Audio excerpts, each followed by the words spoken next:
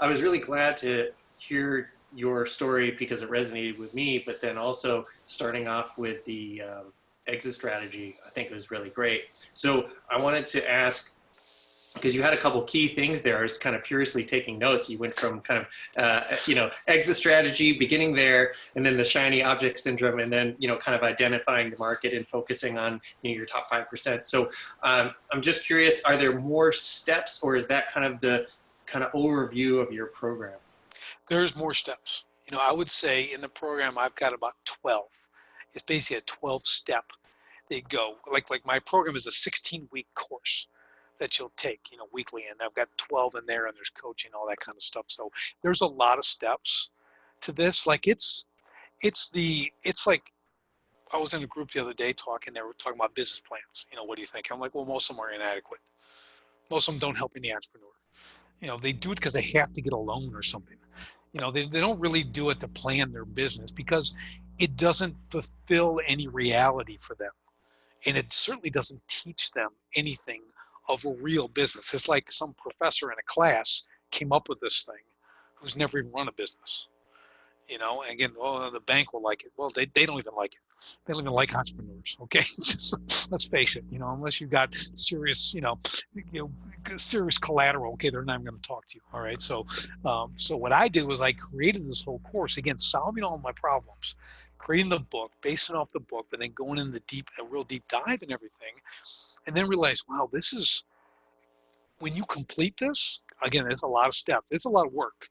Okay, but you will be so dialed in on not only what to expect, but how to overcome it. So you don't get roadblocked. It's only a speed bump. We just slow a little bit, go over, and we keep going. Okay, speed bumps don't stop people; they just slow them down.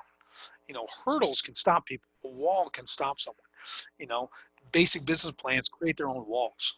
Or you get blindsided by a wall that you never even knew would be coming, because no one's adding real world experience to those plans. If they are, it's from 40 years ago or something. And it's a different world today. So that is exact. Yeah, there's definitely more to it. Like I said, I've got the 12 to get you started. And it's a very detailed deep dive, and I love that because for me, I wasn't that super planner either. Like you just think it's never going to end. You're making money hand over fist like I used to do too. I mean, I was like, man, my margins were unbelievable.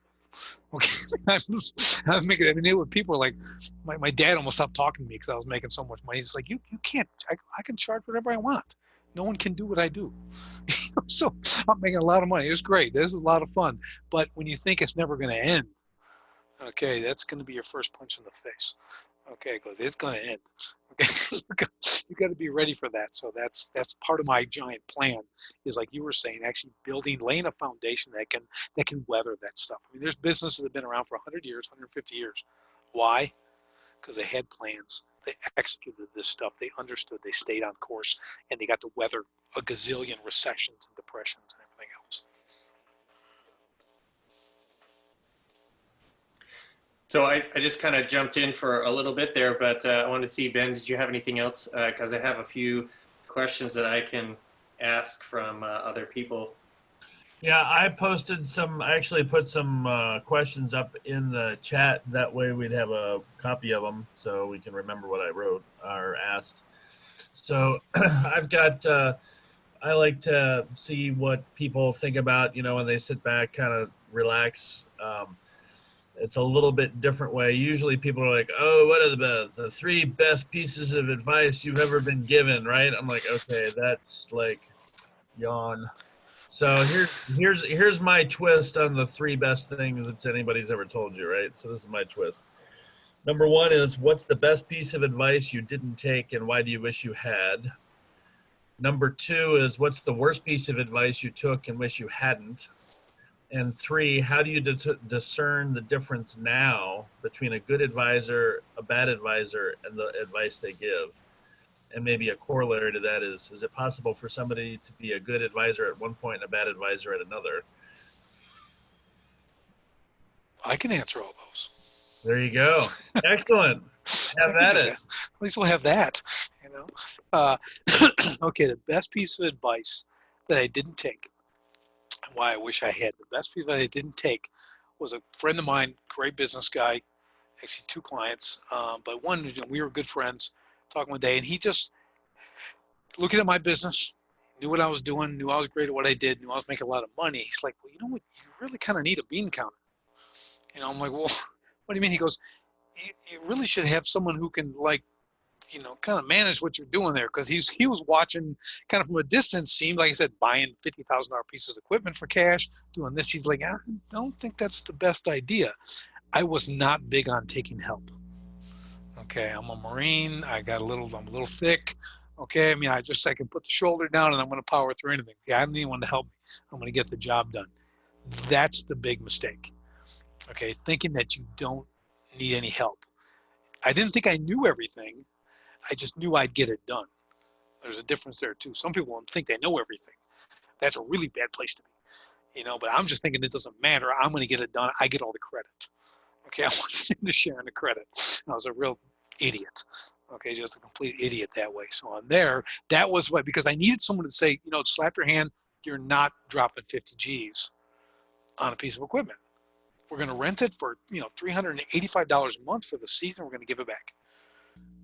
That 50 grand go a long ways doing that and make it do other things. So that was probably the one big one. Let's see, I wish you had, that's why I wish I had taken this advice there, because that would have saved me a boatload. Okay. What's the worst piece of advice you took? I had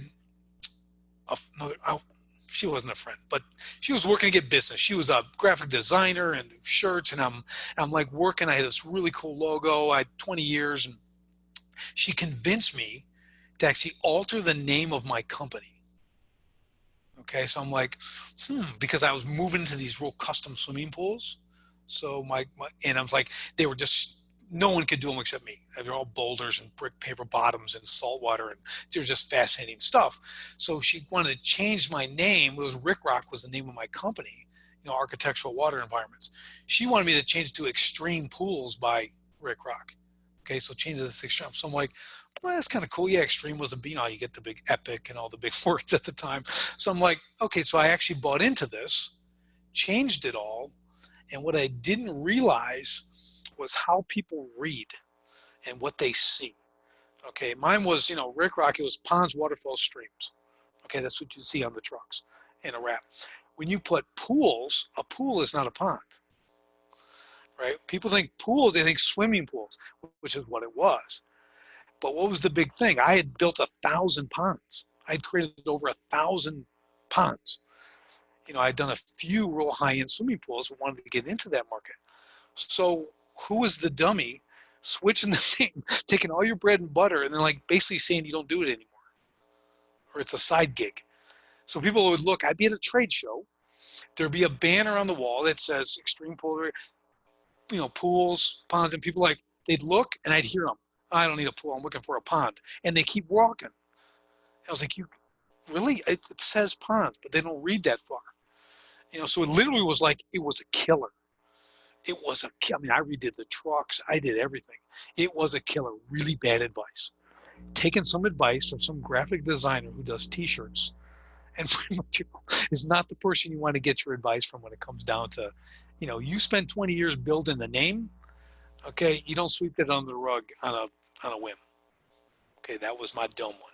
That was my really one I wish I hadn't had. Okay, so what's 3 here? How do you discern the difference between a good advisor and a bad advisor? Okay, the big thing on an advisor is they have to have you in mind. Okay, when you talk to advisors, some are all about themselves.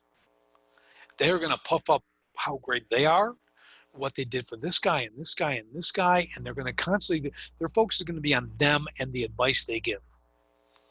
All right. So what I found with that is that they're still all about themselves. They're not even truly asking about you. They're just, just spouting off this stuff. They don't know any intricacies or details about your business and about what you do, and they're able to offer this advice that can be good, can be bad, but that's a crapshoot. And they're going to want a lot of money for that advice. When you're paying an advisor, they've got to take a very, very serious interest in you. And you as the client, they need to do that deep dive in what you're about, what you're doing, seeing your behaviors, your patterns, your rituals, things like that, and they can do that. So that's how I discern between the good one and the bad one. There's still going to be a little bit roll of the dice, but in the end, you're the owner. You have to make the final decision. So I find the hardest thing that I've seen when it comes down to advice or advisors dealing with businesses, if I go in and I'm consulting with someone, is that remember the owner has an emotional attachment to his business, and an advisor does not. So you have to be able to kind of park the emotion as the owner, as the entrepreneur, and be able to make a logical decision. That's why I love getting outside eyes on a business. I recommend that everyone get an outside eye on what you're doing, on your marketing, on what your trucks look like, your first calls, how you're dealing with people. Let someone who knows nothing about your business, because as the owner and the creator of the business, you assume everyone else knows what you know. It's normal for you because that's how it should be. Because this is what I do and everyone should know. Well, they don't. They don't know anything about you. So you get those outside eyes, and that's where you get your advice. You get someone who really doesn't know anything about your industry. So if you really like looking for an advisor, find someone who doesn't know anything about what you do, but consults businesses, because they'll bring up stuff. They'll be like your know nothing customer. Okay, and that's where you make your money. So you want someone who actually has some really, really fresh eyes, who knows nothing about your business. Does that make sense?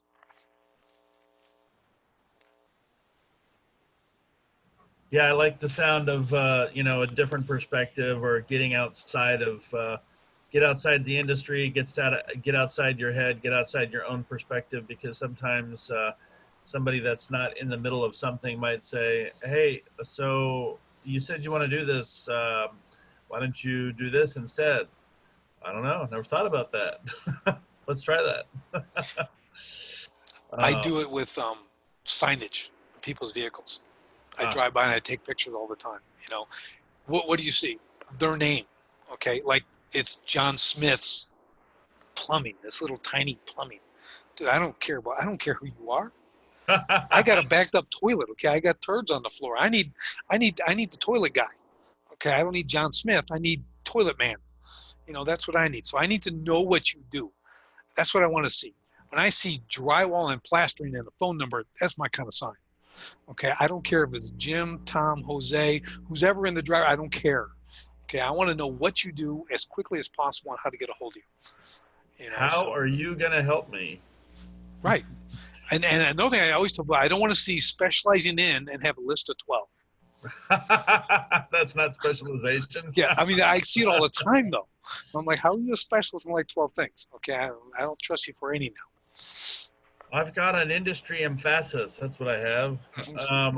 So a corollary to the last question, number 3, is: do you think that entrepreneurs need a board of directors or advisors? Like, do they need an actual formal board, or I don't know? Do you have any experience or level of experience with having a board of directors, which with an entrepreneur could be like 2 or 3 people, but Right.